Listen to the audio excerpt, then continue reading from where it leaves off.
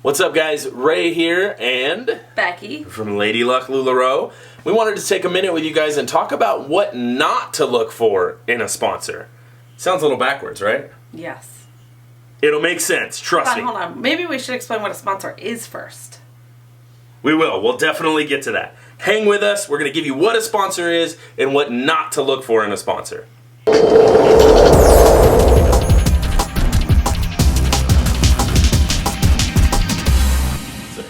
Alright guys, so a sponsor is going to be the person that you sign up under for LuLaRoe. They're going to be the person that holds your hand, helps you learn how to invoice, and just kind of gives you a run of how things work. They're the person that you're going to contact for questions, concerns, answers, things like that. That is a sponsor. That is a sponsor. There's more to it, but... There definitely is, but that'll be a whole nother video. What we're going to talk about here is what not to look for in a sponsor. Whether you're coming to our team or not, this is important information for you to have as somebody who's getting ready to start a business. It's very, very important. Am I wrong? No. No. So, alright guys, look, the first thing we want to talk about is it important for your sponsor to be local? Absolutely not. It doesn't matter where your sponsor lives as long as they have great communication with you, and that's really all that matters. Well, one of the things too that I saw with local sponsors that people think is going to be a plus is if my sponsor's local, I'll be able to go over there and spend a bunch of time with them and hang out with them and get to know them and work with them hand in hand every day. And yes and no on that. But for the most part, you're running your own business, and so your sponsor can be anywhere.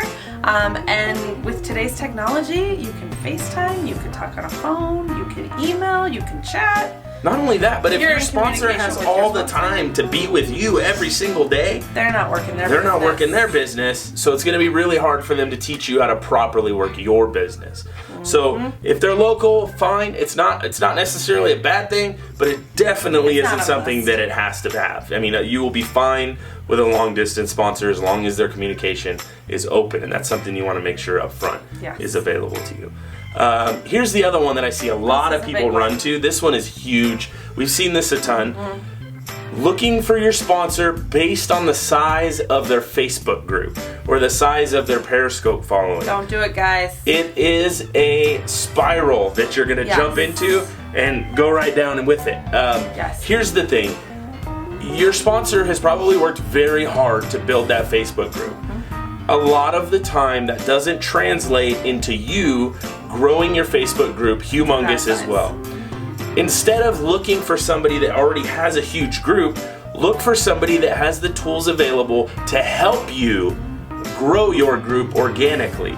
Not necessarily, hey, they have a huge group, so I'm going to jump in and I'm going to have a huge group too. And guess what, guys? It's not always about the numbers in your group. That is 100% About correct. quality over quantity. That's the truth. With many things. 100%. But especially with So you can your have a group shopping with 10,000 people, but if you only have 2 shoppers, then it's pointless. For us, we've done live sales in groups that have 10, 12, 15,000 people, and they were some of our slowest sales. Yes.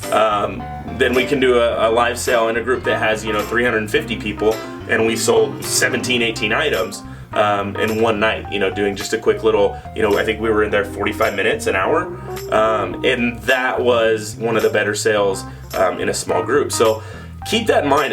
The size is not on a number. Size is not important. In this situation, it is not. So keep that in mind. That is something that we sponsor want to for make that. sure you guys know. Yeah.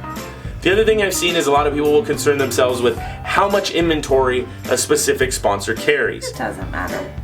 Their inventory doesn't matter. If you decide as your own representative, your own business owner, that you want to carry 50,000 pieces, great. That's awesome.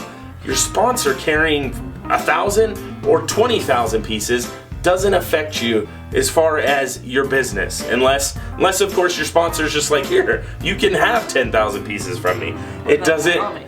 Yeah, exactly. In that case, yeah. But no, it really doesn't have a huge effect on you. No.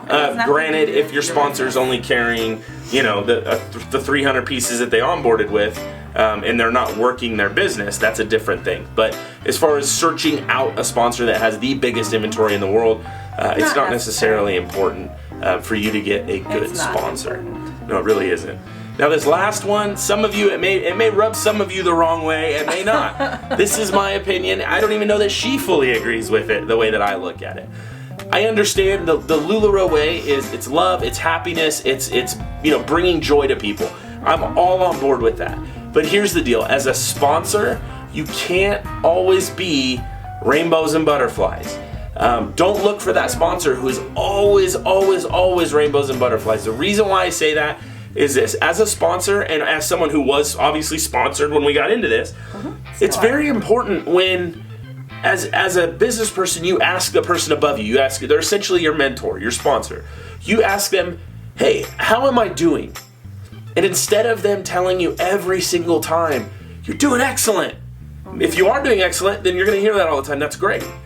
But I truly want a sponsor who, when I ask, how am I doing? If I'm struggling on my sales side, or I'm struggling with my advertising, or I'm struggling with this, I really truly think it's more beneficial to you as a business owner to have that mentor / sponsor be honest with you and tell you, you know what, you're doing great over here, but this needs a little bit of work. Let's work on that together. And that's where you find out if you have a good sponsor, because they'll reach out to help you. Find someone that is gonna really push you to reach those goals that you set and help you set those goals if you can't set them yourself.